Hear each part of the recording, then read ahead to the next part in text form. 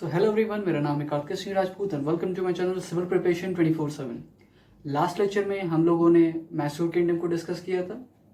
Last lecture में जब हम लोग मैसूर किंगडम का स्ट्रक्चर जब देख रहे थे तो उसमें मैंने आपको बताया था जब विजयनगर एम्पायर और बहमनी एम्पायर आपस में टकराए थे तो विजयनगर का खत्म हो गया था। एक तरीके से विजयनगर खत्म हो गया था और उसके जगह पे कई छोटे छोटे क्षेत्रीय राज और पनपने लगे थे, उनमें से मराठन एम्पायर। तो आइए आज के इस लेक्चर में हम लोग मराठन एम्पायर को डिस्कस करेंगे। तो आइए शुरू करते हैं आज का लेक्चर। ये रहा हमारा मराठन एम्पायर। मराठन एम्पायर का ये जो एक तरीके से फाउंडिंग स्टोन कहा जाए, चाहे कहा जाए कि किसने मराठन एम्पायर की खोज की थी, उसके बारे में मैं बताने के लिए काफी उत्सुक। वो हैं हमारे वीर शिवाजी महाराज। इनके जन्म से रिलेटेड दो तरीके से तारीख मतलब दी जाती है। कुछ स्कॉलर 1627 बताते हैं, 1627 बताते हैं और कुछ 1630 बताते हैं। हम लोग 1630 को लेके चलेंगे। फरवरी 1630 को लेके चलेंगे क्योंकि गवर्नमेंट ऑफ महाराष्ट्र और जो है एनसीईआरटी इसके सॉल्यूशंस में हमारा फरवरी 1630 ही मेंशन किया गया। तो आइए शुरू इस चीज को देखते हैं। फरवरी 1630 को एक महान राजा का जन्म होता है, जो कि है शिवाजी। ये शिवनेरी में पैदा होते हैं। इनका ये जो शिवाजी नाम है, वहां की एक लोकल गॉडेस हुआ करती थी, एक देवी हुआ करती थी लोकल डीटी पे, उनका ये नाम रखा गया था। उन देवी का नाम था शिवई। उन लोकल देवी के नाम पे इनका नाम शिवाजी रखा जाता है। इनके फादर का नाम था शाहजी भोसले, ये जो भोसले डायनेस्टी से थे। अच्छा, ये जब ये मैं मराठन एम्पायर डिस्कस कर रहा हूं तो साथ ही साथ हम लोग दक्कन की तरफ भी चलते हैं कि डेक्कन साइड में क्या हो रहा था। तो डेक्कन साइड में 3 इस्लामिक स्टेट थे जो रूल कर रहे थे। एक थे बीजापुर, अहमदनगर और गोलकोंडा। इस बीजापुर के बारे में हम लोग ज्यादा पढ़ेंगे क्योंकि जो है आदिल शाही डायनेस्टी, बीजापुर में आदिल शाह मतलब हुआ करता था। आदिल शाही डायनेस्टी से ये मराठन एम्पायर का काफी ठनाठनी चला करती थी। ठीक है, तो बीजापुर का उस समय का राज किया करता था आदिल शाह। और ये जो शाहजी भोसले हैं, शाहजी भोसले यानी कि महाराज शिवाजी के पिता, वो बीजापुर के आदिल शाह के आर्मी में एक जनरल हुआ करते थे और पुणे की उनको जागीर मिली हुई थी। ठीक है, ये जो पुणे की जागीर थी वो आदिल शाह ने शाहजी भोसले यानी कि शिवाजी के फादर को दी हुई थी। ठीक है, आगे बढ़ते हैं। मदर के इनका नाम है जीजाबाई। ये अपने मदर से काफी एक तरीके से काफी लगाव था, काफी जो है बहुत ही बहुत काफी गहरा इंप्रेशन था उनके ऊपर अपनी माता का। इनके ऊपर उनकी माता का बहुत ही गहरा इंप्रेशन था। ये जो है इनसे अपने बचपनों में रामायण की कहानियां और जो है महाभारत की कहानियां, काफी ये रिलीजियस वुमेन थी, हर तरीके से उनको वॉरियर्स की कहानियां सुनाई करती थी। ठीक है, आगे बढ़ते हैं हम लोग। शिवाजी के बारे में हम लोग जाने तो इनके 2 गुरु हुआ करते थे, एक रिलीजियस गुरु धार्मिक और एक पॉलिटिकल, जिन्होंने पूरा राजनीति और हर एक तरीके से इनको संभाला, चीजों को मतलब कंट्रोल किया, मतलब सिखाया इनको। तो इनके रिलीजियस गुरु थे रामदास, जो कि सिख गुरु भी हैं, हम लोग सिख के लेक्चर में देखेंगे। और पॉलिटिकल लीडर थे इनके दादोजी कोंडदेव। ये दादोजी कोंडदेव इनके लाइफ में एक बहुत ही इंपॉर्टेंट फिगर रहे हैं क्योंकि इन्होंने ही जब ये शुरू में मतलब अपने राजपाट को समझ रहे थे या चीजों को मतलब कंट्रोल करने की दिशा में बढ़ रहे थे, तो इनका काफी उनके लाइफ में काफी योगदान रहा है। ठीक है, मैंने एक पॉइंट यहाँ पे लिखा हुआ है वॉरियर डिप्लोमैट। ये वॉरियर और डिप्लोमैट क्या कहने का मतलब ये है कि जो शिवाजी के बारे में हम लोग जब बात करते हैं, शिवाजी नहीं महाराज शिवाजी के बारे जब हम लोग बात करते हैं तो ये बहुत ही वॉरियर तो थे ही। कहने का मतलब युद्ध अभ्यास और जो है युद्ध करने की रणनीति बनाना, किस तरीके से चैलेंज करना, किस तरीके से मारना पीटना या जो है युद्ध को समाप्त करना, इसमें तो उनको महारत हासिल थी ही। साथ ही साथ बहुत बड़े डिप्लोमैट भी थे। कहने का मतलब देखिए, ऐसा होता है कि कुछ लोग अपनी शान शौकत में खत्म हो जाते हैं, बट ये उनमें से नहीं थे। इनको मालूम रहता था कि कब झुकना है, कब आगे बढ़ना है और कब क्या मैनेज करते चलना है चीजों को। ठीक है, तो हम लोग आगे चलते हैं। ये एक हिंदुत्व लीडर यानी कि एक हिंदूवादी लीडर के रूप में उभरे। अब ये हिंदूवादी लीडर कहने का मतलब ये नहीं है कि वो इस्लाम या मुस्लिमों से नफरत करते थे या मतलब कहीं उनसे कोई गिला शिकवा था या कोई बैर रखते थे, ऐसा नहीं है। देखिए, इनके बारे में हिंदुत्व लीडर होने के साथ साथ ये भी जानिए कि इनके मराठा सेना में ज्यादातर या बहुत हद तक मुस्लिम भी थे। इनका एक बहुत ही खास जनरल हुआ करता था, वो भी एक मुस्लिम था। जिसने अभी आगे पता चलेगा आपको कि किस तरीके से अफजल खान से उनकी जान बचाई। एक मुस्लिम जनरल की बात हो रही है। तो हिंदुत्व लीडर कहने का मतलब ये नहीं है कि वो कोई मुस्लिमों से नफरत किया करते थे। इनका मतलब ऐसा नहीं है, ना ये जात पात मानते थे, ना ही कोई ज्यादा रिलीजन को वो किया करते थे। ये काफी एक तरीके से महानों के महान कहा जाए, ये उनको इनकी बात हो रही है। ठीक है, इनका पहला मिलिट्री कैंपेन जो था वो बीजापुर के खिलाफ, यानी कि आदिल शाह के खिलाफ। वही आदिल शाह जिन्होंने जिनके राजपाट में इनके पिताजी शाहजी जनरल हुआ करते। तो इसकी वजह से काफी इनके पिताजी को काफी तकलीफ उठानी पड़ती थी अपने लड़के की वजह से। ये हम लोग देखते हैं कि 1645 में ये चीज लिखी हुई है मैंने कि Inayat Khan bride and तोरमा fort की विजय हो गई। कहने का मतलब ये हो रहा था कि उस समय 1645 यानी कि अपने केवल 15 साल की उम्र में ही तोरमा फोर्ट, जो कि बीजापुर में, मतलब बीजापुर के उसमें अंदर आता था, आदिल शाही डायनेस्टी के उसमें आता था, इसको इन्होंने जीतने में कामयाब हो गए। और असल में देखिए, ये जो फोर्ट हुआ करते थे, ये जो किले हुआ करते थे, शिवाजी इस चीज को बहुत ही बेहतर तरीके से समझ चुके थे कि ये फोर्ट कितने इंपॉर्टेंट है, किले कितने इंपॉर्टेंट है, क्योंकि किलों में ही जो है सेना को रोकी जाती थी, ऑर्गेनाइज की जाती थी, चीजों का प्लानिंग प्लॉटिंग होता था। तो ये इन्होंने अपने लाइफ में या अपने शुरुआती फेज ऑफ लाइफ में इस चीज को समझ लिया था कि किले कितने इंपॉर्टेंट पार्ट हैं किसी भी वॉर या किसी भी स्ट्रगल के फॉर्म में। तो इन्होंने सबसे पहले जो है किले जीतना चालू कर देते हैं, जिसमें तोरमा का किला जीतते हैं, चक्कन का किला जीतते हैं, कोंदाना किला जीतते हैं। ये सारे ये जीतते चलते चले जाते हैं। अब ये सारे के सारे ये जो किले जीतते चले जा रहे हैं, इससे ये आदमी बड़ा परेशान हो जाता है, आदिल शाह बहुत परेशान हो जाता है। और क्या करता है, इनके फादर जुलाई 25, 1648 को शाहजी को कैद कर लेता है कि मतलब तुम्हारा बेटा जो है ऐसी की तैसी मचा रखा है हमारी, जो है हम तुमको किडनैप कर लेंगे, या किडनैप कहने का मतलब इम्प्रिजन कर लेंगे। ठीक है, तो इनके इम्प्रिजन हो जाने की वजह से ये शिवाजी एक तरीके से अपनी चीजों पे ब्रेक लगा देते हैं। सारे जो किले कब्जा रहे थे, किस तरीके से चीजों को कंट्रोल कर रहे थे, इस पे एक तरीके से ब्रेक लगा देते हैं। ये 1659 में एक बैटल ऑफ प्रतापगढ़ हुई है और अफजल खान, ये एक तरीके से ऐसे समझिए कि ये 1648 के ये 1659 तक के अंतराल में ये 6-7 साल का काफी एक पीस चला, आदिल शाह और बीजापुर और ये जो है क्या नाम है महाराज शिवाजी के में। बट उसके बाद जो है ये फिर से इनके पिताजी की मौत हो जाती है, ये शाहजी भोसले की मौत हो जाती है। और वो जो है फिर ये 1658 आते आते फिर से ये जो है अपनी सारी चीजें वही चालू कर देते, क्योंकि अब तो इनको किसी चीज का डर रहा नहीं। ये फिर से इस चीजें कब्जाना, जो है किलों को ध्वस्त करना, किलों को मतलब अंडर ले लेना, एक तरीके से अपना राजपाट दोबारा चालू कर देते हैं। तो इससे परेशान होके एक 1659 में आदिल शाह ने अपने एक बहुत ही क्रूर ये जो है अफजल खान, मतलब जो एक बहुत ही क्रूर जो है क्रूअल एकदम जनरल था इनका, अफजल खान को भेजते हैं कि इसको भाई मारो पीटो, चाहे जो मन में वो करो, इसको बराबर करो, सही से हटाओ इसको। और वो हम लोग बैटल ऑफ प्रतापगढ़ देखते हैं। ये बड़ी ही खतरनाक बैटल हुई थी, battle of Pratapgarh to be very precise it was fought on November 10 1659 में ये 1659 में ये बैटल लड़ी गई थी।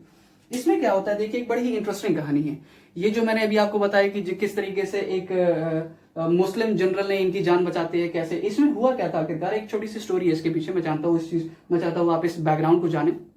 इसमें हो क्या रहा था, ये अफजल खान हरा तो पा नहीं रहा था उनको, काफी परेशान।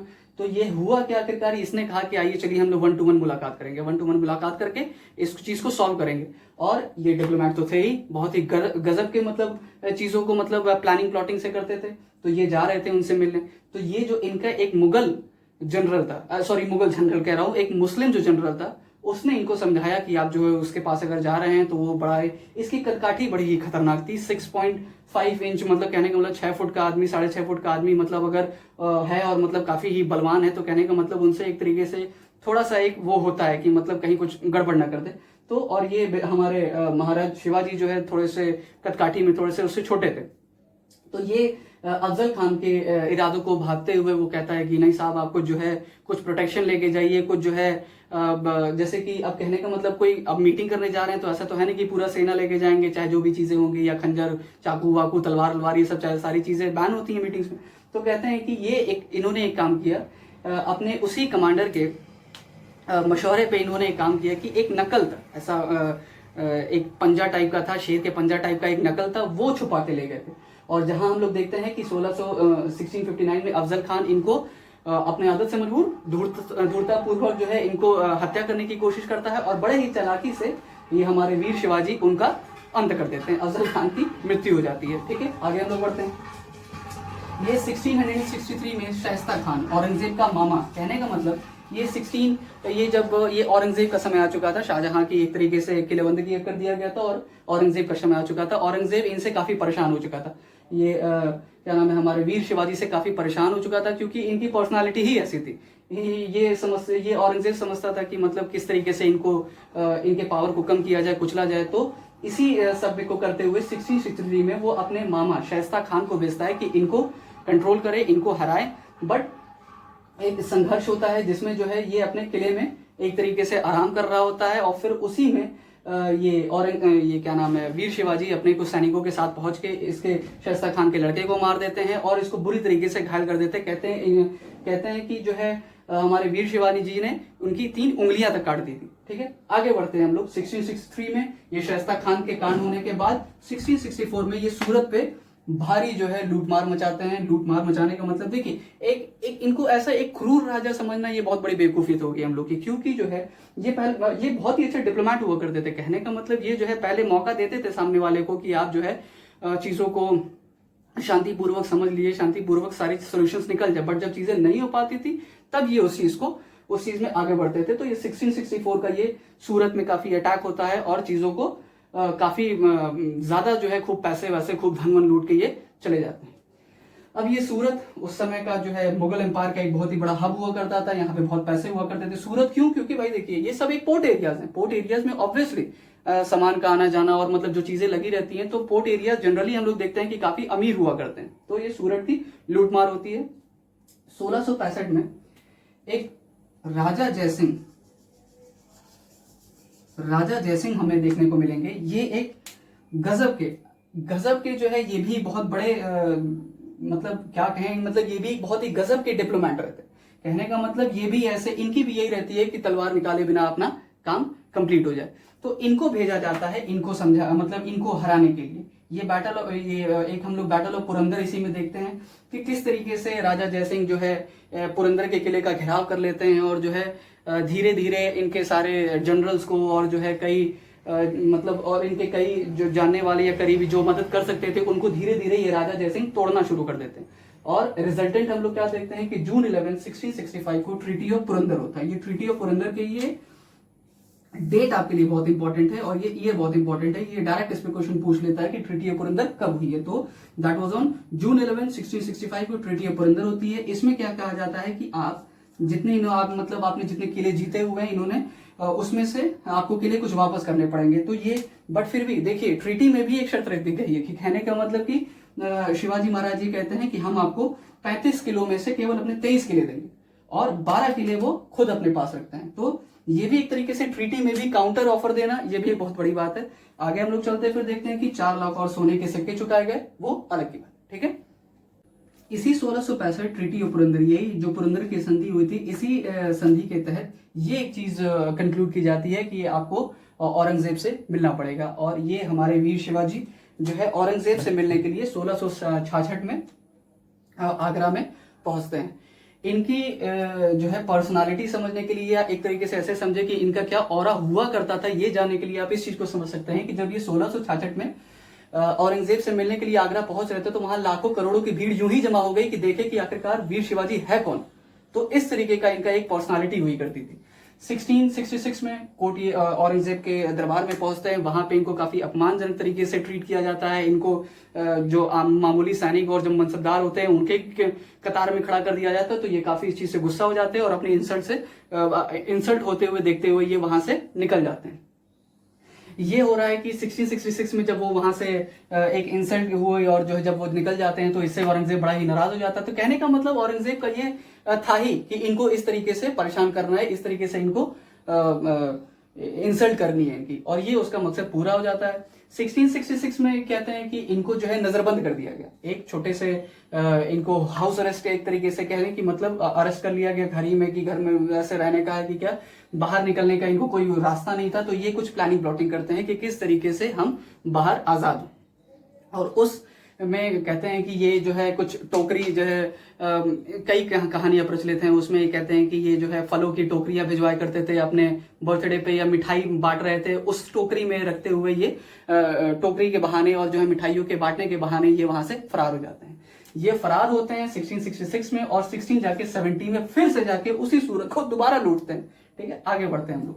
अब ये 1670 तक, ये समझिए कि 1670 से लेके 1674 तक ये लूट करना और जो है चीजों को अपने आप को स्ट्रांग बनाना काफी एक बड़ा एम्पायर इनका बन चुका था। उस चीज को संभाले रखने के लिए पैसों की जरूरत होती रहती है और जो है कई चीजों को किस तरीके से ये परेशान क्या, मुगलों को परेशान किया करते थे, एक ये जो ब्रिटिशर्स है उनको भी परेशान किया और जो है ये बीजापुर के आदिल शाह को तो परेशान ही किया, है ना, काफी दिक्कत दी। बट ये 1664 तक 1674 तक इनको एक ऑफिशियल राजा का टाइटल नहीं मिला हुआ था। तो इन्होंने रायगढ़ में इनका ये कोरोनेशन होता है कि क्या कहते हैं, मतलब वो ताजपोशी होती है, जो एक पूरी सेरेमनी की जाती है राजशाही की, मतलब इसमें भाई भव्य, मतलब एक तरीके से सेरेमनी ऑर्गेनाइज होती है रायगढ़ में। और रायगढ़ के जून 6 1674 को इनका राज्याभिषेक होता है। और इस राज्याभिषेक को करने के लिए बनारस के एक गंगा भट्ट, जो कि बहुत ही प्रकांड पंडित माने जाते हैं, उनको न्योता दिया जाता है कि आप हमारे शिवाजी का ये कोरोनेशन कीजिए, मतलब ये कि राजा उनको एक तरीके से डिक्लेयर करना, जो मतलब पूरा प्रोसेस होता है उस चीज को कीजिए। ठीक है, आगे हम लोग चलते हैं। हाँ, कुछ इनके अब इनकी पत्नियां, वाइफ्स तो काफी हुई है, रानियां काफी हुई है, बस कुछ ही लोग के बारे में हम लोग जानेंगे। यहाँ जीजाबाई, जो कि साई बाई, जो कि 1640 में इनकी शादी हो जाती है, इनको याद रखिएगा आप लोग। और इसी कोरोनेशन के वक्त महारानी सोयराबाई से इनकी एक और विवाह होता है। ठीक है, आगे हम लोग चलते हैं तो ये देखेंगे कि किस तरीके से क्या क्या एक तरीके से उनको उपाधि दी गई है। ये एग्जाम पॉइंट ऑफ व्यू से बहुत इंपॉर्टेंट है, क्योंकि डायरेक्ट आपसे ये क्वेश्चन पूछ लेता है कि क्या क्या उपाधि ये एक तरीके से, या किसको ये उपाधि मिली हुई थी। ठीक है, शाह के कर्ता, फाउंडर ऑफ एन एरा, कहने का मतलब एक पूरे युग के खोजकर्ता या निर्माता, इनको एक ये टाइटल दिया गया था। छत्रपति, पैरामाउंट सोवरेन, सारे दिशाओं का राजा इनको कहा जाता था, एक तरीके का टाइटल दिया गया था। और हिंदू धर्मोधरक, प्रोटेक्टर ऑफ हिंदू फेथ, यानी कि कहने का मतलब जो है हमारे हिंदू धार्मिक आस्थाओं के जो प्रोटेक्टर है, बचाव करता है एक तरीके से, ये इनको एक टाइटल मिला। इनका लास्ट मिलिट्री कैंपेन हम लोग देखेंगे 1678 में जिंजी का फोर्ट, जो कि कर्नाटक में है। यहाँ इन्होंने 1678 में अपना आखिरी लास्ट मिलिट्री कैंपेन किया और इसमें भी इनको जीत मिली। आगे हम लोग बढ़ते हैं कि एक ये ही बड़ी ही दुखद डेट थी, अप्रैल 3, 1680 इनकी मृत्यु हो जाती है। वीर शिवाजी की मौत हो जाती है। कहते हैं कि इनको कुछ बीमारी हो गई थी या कुछ मतलब इलनेस हो गई थी, जिसके वजह से ये इनकी मृत्यु हो जाती है। और ये एक और इनकी रानी है, इनके बारे में भी आप जानिए, पुतली बाई। पुतली बाई ने क्या किया था, इनके मरने पे ये सती हो गई थी। सती प्रथा आपको मालूम है, जिसमें औरत जो है वो अपने हस्बैंड के साथ ही चिता पर लेट जाती थी।